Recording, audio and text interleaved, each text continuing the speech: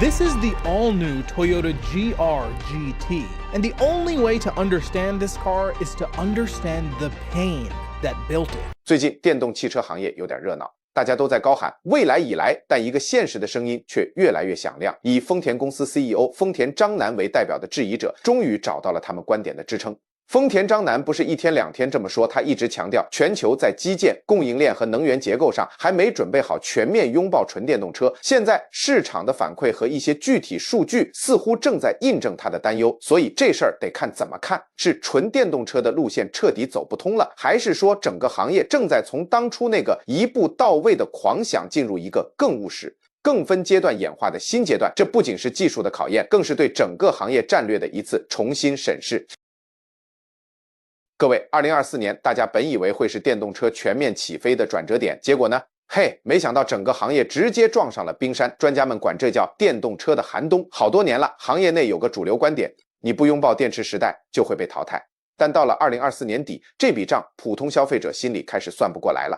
全球对电池的需求别说增长了，直接踩了急刹车。为啥？大家不是不爱环保，就是一笔账算得清清楚楚，车价太贵，保险费还在蹭蹭涨，这谁顶得住？尤其是在美国那些乡村小镇，充电桩根本就是稀有动物。你想啊，一个寒冷的周二晚上，开着你的新电车，兜里转悠了3圈，愣是找不到一个能用的充电桩。那一刻，那辆闪亮的新车跟个几十万的正值有啥区别？这下像福特、通用这些巨头坐不住了，赶紧把之前雄心勃勃的电动化目标往后撤，就为了保住自己的财务报表。但有意思的是，有家公司不仅活得好好的，利润还创了历史新高，就是丰田。他们赢在哪儿？就赢在一句老话，不能把所有鸡蛋都放在一个篮子里。丰田大力推混合动力，既满足了大家对省油的需求，又完美解决了里程焦虑的痛点。这波操作简直就是对丰田章男主席的巨大肯定。其实丰田章男从2023年就开始给大家预警了，他一直说汽车界有个沉默的大多数，大家心里都明白100%纯电这条路风险太大了。当时他还被当成老古董，看现在，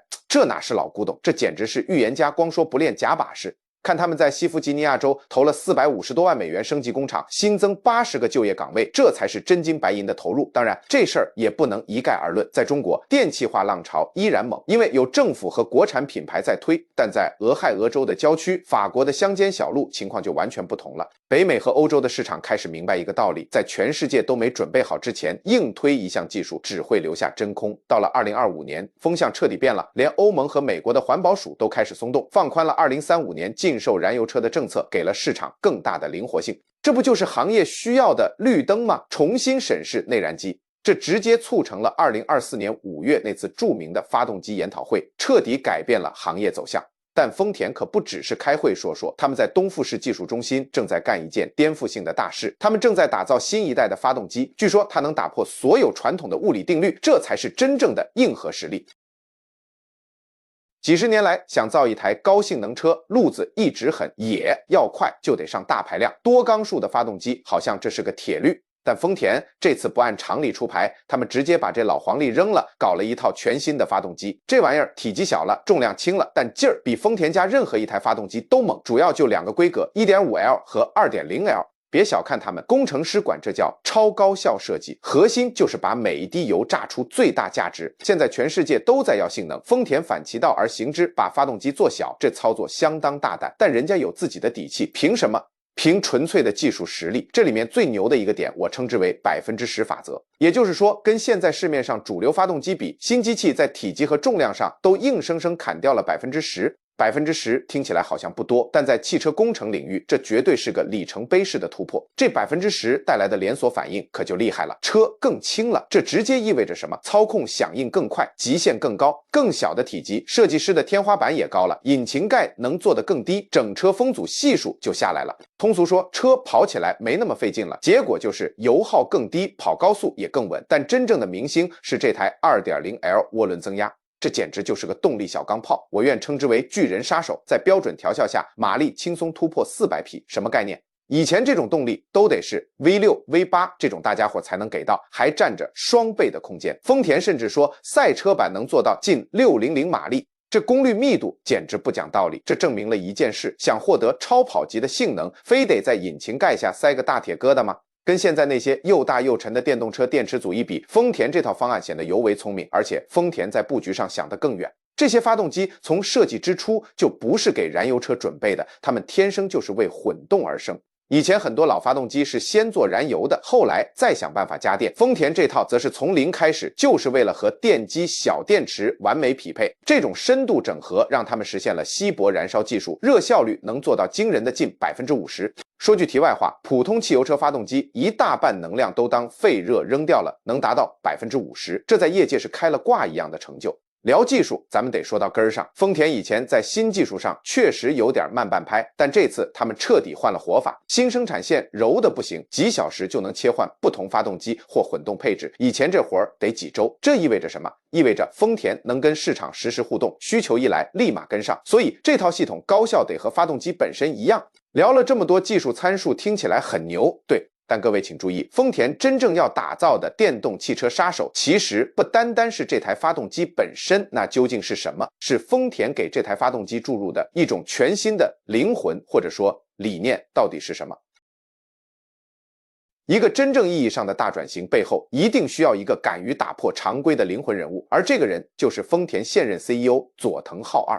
2023年，他接掌帅印，任务艰巨，但佐藤浩二可不是个普通的职业经理人，他骨子里是个工程师，曾一手打造出雷克萨斯。这种技术出身背景让他看问题的方式和纯粹搞金融出身的领导完全不同。他很快就发现，整个行业可能都抓错了重点，大家都在拼命死磕内燃机，但真正的敌人从来都不是发动机本身，而是碳。在他看来，发动机只是个工具，工具当然可以改进。如果汽车公司能改变我们往油箱里加的东西，就能根除污染，而不用强迫地球上的每一个司机都去买电动车。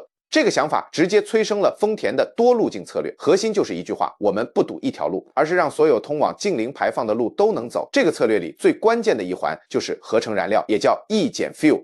丰田正在投入巨资研发这种液体燃料，它加起来跟汽油没两样，但来源不是地下，而是从空气中捕获二氧化碳再和氢气合成的。它最妙的地方在于，它能完美兼容我们现有的加油站，这意味着你不需要把马路挖开建几千个充电桩，你只需要开车进加油站，加满碳中和燃料就可以继续开。这是一种让普通人在现有生活里就能轻松过渡到清洁能源的方案。除了合成燃料，丰田还在玩别的，比如植物基、生物燃料。他们新研发的发动机用了特殊材料，能耐受高浓度的乙醇，而普通燃料会腐蚀发动机，这保证了它用替代燃料跑好几年也不会出故障。他们甚至还在研究直接烧氢气的发动机，这跟燃料电池不一样，它不是把氢变电，而是在气缸里直接烧。那种熟悉的轰鸣声还在，但排气管里冒出来的只有纯净水蒸气。很多人可能会问，放着电气化这条阳关道不走，丰田为什么要回头修这些羊肠小道？这背后其实是几个非常专业的战略考量。第一，关于环保和循环经济。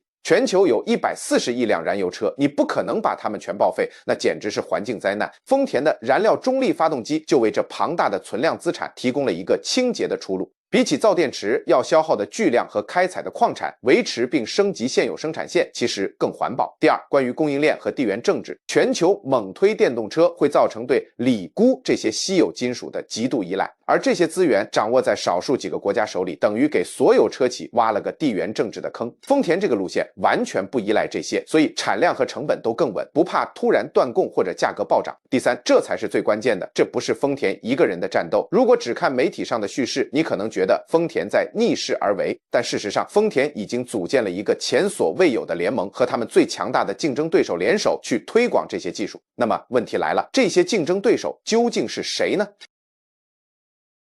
时间拉回到2024年5月，马自达、斯巴鲁还有你猜是谁？丰田。这3位大佬在一场会上碰头了，搞了个叫发动机研讨会的活。说白了，这事儿就一个核心意思，3家公司要联手保住内燃机的命。为啥呢？因为他们都看明白了，现在全球都在一股脑的冲纯电，如果再不抱团取暖，内燃机这杆大旗可能真的就翻篇了。而且这仨还都是日本老乡，马自达和斯巴鲁加个丰田，这组合拳味道就对了。他们合作的思路很清晰，不是搞大国会，而是各显神通，把自己的独门绝技拿出来共享，咱一个一个看。首先是马自达，人家玩的是情怀加科技。大家都知道马自达的转子发动机酷炫又经典，但这回不直接驱动车轮了，而是把它当成了增程器装在混动车里。这步棋就很高明，因为转子发动机天生就小，运转平顺，当个发电机再合适不过了。这等于是在说，你看老技术不仅能复活，还能用新标准变得更清洁更高效。这对车迷来说绝对是情怀杀，但对工程师来说，这是一套严谨的现代解决方案。然后是斯巴鲁。人家拿出来的看家本领是水平对置发动机，这种发动机最大的好处是低重心，操控感一流。这次联盟，斯巴鲁要干的就是跟丰田的混动系统深度绑定，简单说就是把斯巴鲁的心和丰田的混动身焊在一起。他们想实现一个啥目标？开着还得是那个味儿，但油耗直接给你拉到普锐斯那个级别，这叫什么？这叫技术杂交优势，谁也不吃亏。最后是丰田，丰田在这盘棋里，它不光是参与者，更是那个提供平台的。它把自己的混动技术，也就是那套久经考验的电驱系统拿出来当基石，这样一来，大家伙都能共享这块蛋糕。最大的好处是什么？省了海量的研发费用。造发动机多烧钱啊，现在3家分摊，压力小多了，这叫抱团取暖，不把自己烧死。所以你看，这3家结盟其实是一盘大棋的一角，背后是日本整个产业和国家的战略考量。日本多少工作岗位是靠着内燃机产业链养活的？你说突然全转电车，那不等于自废武功吗？这联盟一方面是为了保住就业、稳定经济，另一方面也是给整个供应链提个醒，别光盯着电池脱架了。高效发动机部件咱还得继续创新，光说不练假把式，他们怎么证明自己行上赛道玩真的？把新发动机拉到复试赛道跑24小时耐力赛，而且用的还是碳中和燃料，这赛道就是最严苛的考官。发动机连续高强度跑1天1夜，任何设计上的瑕疵都藏不住。你能跑下来，日常通勤那就是小菜一碟。这向世界宣告了一个信号，发动机不是古董，未来它依然是汽车的心脏，而且更高效、更环保。但是你要是以为这就等于丰田彻底放弃电动车了，那格局就小了。这其实是一套前行公式的后半部分，他们用这套组合拳稳住了传统动力盘，为电气化争取了时间和空间。现在稳住基本盘了，他们才能更有底气的去搞真正的下一代电动技术。所以这事儿表面上是拯救内燃机，实际上是日本汽车工业在当前变革时期一个非常稳健、非常聪明的战略布局。现在外面炒得挺厉害，都在说内燃机是不是该被淘汰了，但大家可能没注意到，丰田其实没在卷这个口水战，而是在闷头干一件大事儿，搞固态电池。很多人过去觉得丰田在电动化上有点慢，但丰田的思路其实很明确，我们不追风，我们只解决真实问题。他们不是要造另一个普通的电动车，而是要造一个能真正替代现有技术的产品。为什么说它不普通？这事儿得从技术本身说起，性能是质的飞跃。现在市面上无论是手机还是特斯拉用的，基本都是锂离子电池，里面是液体，而丰田的固态电池最大的改变就是把液体换成了固体电解质，就这么一换，能量密度直接拉满了。大家最关心的续航和充电数据非常夸张：一、续航1200公里，差不多从一口气开到芝加哥，不用中途充电；二、充电只要10分钟，喝杯咖啡、上个厕所的功夫就满了。这直接把电动车最大的2个痛点——续航焦虑和充电慢给基本解决了，这在以前是想都不敢想的。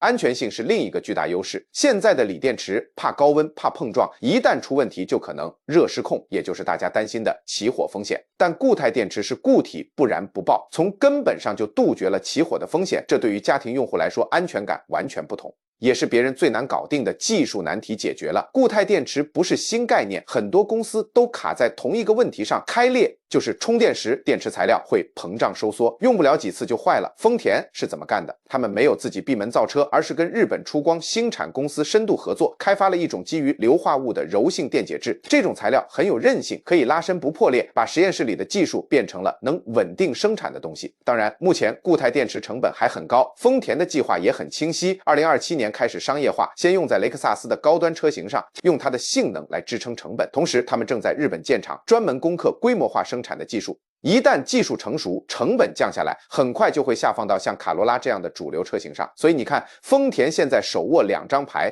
一张是续航750英里的纯电，另一张是还在不断优化的碳中和发动机。他们不是要2选1，而是要把这2种方案都做到极致，让用户自己选。这样一来，所谓的电车 vs 油车之争在丰田这儿就没了意义。他们提供的不是选边站队，而是直接给答案。而很多人还在盯着旧地图找新大陆，忽略了丰田这一步大棋。这才是丰田真正的底牌。丰田这盘棋下得有多大多深？很多人觉得丰田就是放着电动车大路不走，偏要抱着内燃机不放，这叫技术落后，大错特错。这根本不是技术之争，而是一场全球地缘政治的博弈。丰田盘算的是谁能掌控未来人类出行的命脉。现在全球都在吵着要搞电动，但问题来了，车要靠电，电要靠电池，电池要靠锂、钴、稀土这些宝贝疙瘩。你猜谁捏着全球大部分矿产的开采和加工权？没错，是中国。这么一来，所有一条路走到黑，只造纯电车的公司，等于把自己的命脉，也就是供应链的钥匙，交到了别人手里。这供应链要是哪天卡脖子，整个行业都得停摆。丰田看透了这一点，所以他们没把所有鸡蛋放在一个篮子里，坚持搞高效的内燃机，搞混动，这恰恰是打破垄断的一条路。这叫什么？叫备胎，一个永远不会被断供的备胎。这一步棋既稳又狠，确保了无论贸易战打起来，还是矿产短缺，丰田都能继续造车，这叫战略纵深。但这棋下到全球南方地区就更显高明了。你想想非洲、南美洲那些地方，电网都时断时续，充电桩更是稀有动物，全面转向电动，不现实甚至不人道。对他们来说，一台高效皮实的发动机不是奢侈品，是维持正常运转的刚需。丰田懂这个，他们造的是能在真实世界里跑的车，不是只在样板间里看的展品。所以在这些新兴市场，丰田的根基扎得比谁都稳。更关键的是，这盘棋还关乎各国的能源主权。以前大家被石油政治绑架，看中东脸色，以后呢，难道换个主人被电池矿产政治绑架？丰田的思路是用电子燃料、生物燃料这些技术，让一个国家能用自己的阳光、自己的农作物在本土生产能源，这等于把能源的自主权又交还给了各个国家，这才是真正的经济盾牌。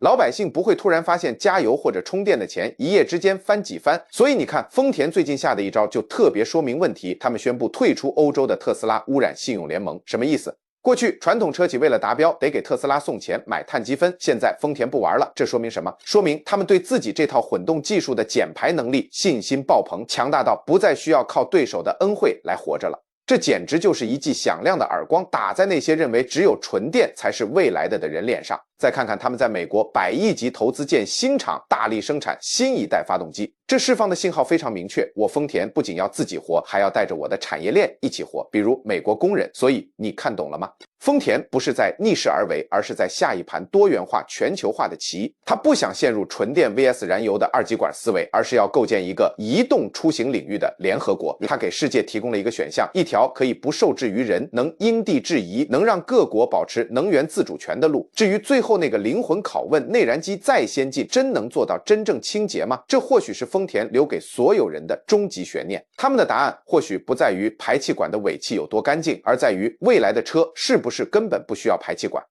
这才是丰田这盘大棋的终局。当全球都在关注电池动力时，丰田这家老司机却在琢磨另一条路。他们的目标很纯粹，让汽车的心脏继续跳动，但这一次它得是零碳的。于是他们拿 GR Corolla 这台小钢炮做了个大胆的实验。怎么个实验法？他们没把它改成一台安静笨重的电车，反而给它灌了纯氢。关键点来了，他们不是用燃料电池发电再驱动，而是让氢气直接在气缸里砰地一声烧起来，跟你烧汽油一模一样。这有啥区别？区别大了，而且决定了未来。你看，燃料电池那套说白了就是车轮上的化学实验室，成本高的离谱。而丰田这套氢内燃机说白了就是烧氢的发动机，它90%的零件跟咱们现在的汽油车一模一样。这意味着什么？一，成本更低，更接地气，不用重新建厂，生产线和工人都能复用啊。驾驶不脱敏，你还能听到那声浪，还能感受到最原始的引擎激情。当然，丰田这么干可不是空谈，人家全球产量都3亿辆了，这是实打实的技术底蕴。烧氢嘛，排气管里只出纯净水，妥妥的零排放。而且这技术已经不是 PPT 了，像升级后的 Mirai 已经在市场上跑了。这最大的挑战就是怎么把氢气装进车里，氢气密度太低，想存得多就得给它加压，得上到70兆帕的超高压力。这就要求储氢罐既坚固又安全，像个高压气瓶。另外，车子停久了，氢气自己会慢慢溜走，这也是个待解的难题。那怎么办？丰田没自己闷头干，他们选择跟石油巨头合作，直接把现有的加油站改造成加氢站。不用等铺电网，换个枪头就行。这思路很丰田，务实，聊点狠的。这技术对卡车运输是降维打击，长途重卡那是个对重量和续航极其敏感的领域。你想啊，要是给半挂车装上超大电池，那重量得顶上一辆小轿车，直接吃掉货物的载重空间，得不偿失。相比之下，氢发动机就太香了，它轻，动力又猛，简直是长途运输的最优解。这恰恰是电池技术还没啃下的硬骨头。现在有人骂丰田这是幻想，但人家的销量数据和合作伙伴名单就是最有力的回击。竞争对手们眼都红了，现在正疯狂地跟在后面模仿呢。说实话，你发现没？最近几年关于燃油车要玩的调子好像突然就不一样了。前几年特斯拉、比亚迪这些大佬嘴上都是燃油发动机是上个世纪的产物，喊的那叫一个响。但咱们把时间快进到2026年初，风向整个都变了。你看，曾经电动车销量一家独大的特斯拉，如今也得跟人掰掰手腕了。就连我们国内最大的几家车企也开始集体掉头，主推他们所谓的插电式混合动力。说白了，不就是给电动车上加个油发电的小发电机吗？换个马甲还是混动车。这事儿一出，所有人都看明白了，丰田当年说的多条腿走路不是保守，简直是预言。现在整个行业都得跟着这个预言走，但真正的风暴眼其实在二手车市场。想当年2022到2024年，大家疯抢电动车，现在一卖残值低得吓人，贬值速度比传统燃油车快1倍。这种资产腰斩的体验，直接把消费者推回了丰田的老阵地。谁不想买辆踏实保值、开得放心的车呢？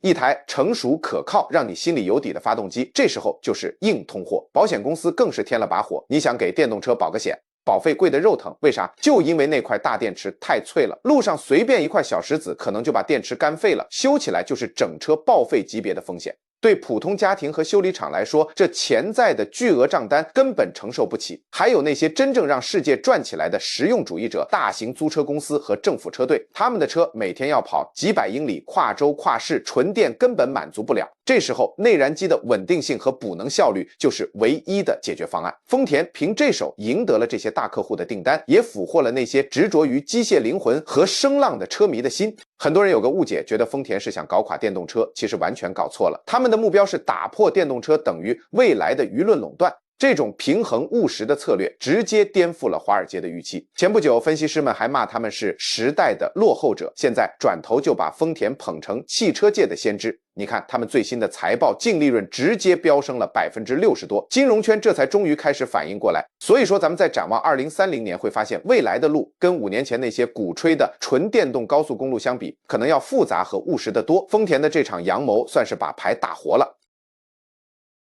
兄弟们，你发现没？现在车市的风向完全变了，路上跑的新车10辆里有7辆都是混动车，这说明了什么？这说明咱们之前畅想的那个纯电乌托邦没消失，但它变得更实在了。丰田的佐藤浩二早就看透了这一点，他提出的拓展出行价值就是解决这个问题的关键。怎么实现？靠的是智能驱动，说白了就是给车装上 AI 大脑，用实时数据帮你优化性能。不管你是堵在市区环路，还是跑到偏远山路，它都能自适应。这样一来，车就不再是冰冷的机器，而是一个被软件定义的智能核心，能跟整个社会的基础设施无缝对接，效率拉满。再说个有意思的现象，一条清晰的技术分界线正在形成。城市里为了安静环保，电动车越来越多，越来越安静，但在广阔的乡村和赛道上，像那种专为赛车设计的强劲又环保的碳中和发动机依然有它不可替代的位置。这种分离很聪明，是技术来适应咱们的生活方式，而不是咱们去迁就技术。所以这就给咱们所有司机，特别是下一代出了一个难题，你会选择纯电的简约，还是像丰田这种全能选手式的多功能动力？而且说到底，这种新型发动机的出现到底是要干掉电动车，还是逼着电动车进化升级？评论区聊聊你的看法，你觉得谁会赢？觉得有道理点个赞，分享出去，再关注一下咱频道。